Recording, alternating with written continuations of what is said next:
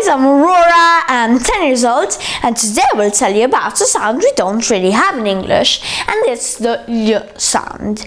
And this is similar to million. However, let's see it better.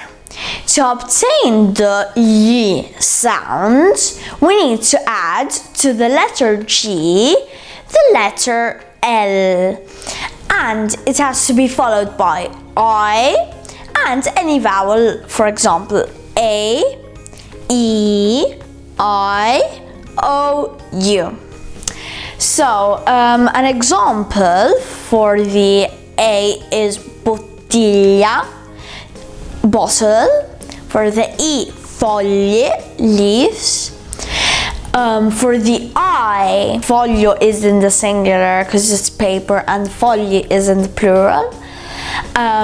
O for coniglio, rabbits. And U, I can't really think of one, maybe you can.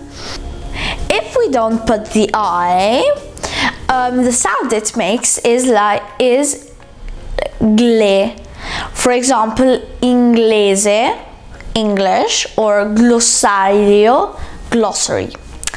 I hope you liked the lesson of today. Put a thumbs up if you liked the video, subscribe, and remember, verde, bianco, rosso. Bye!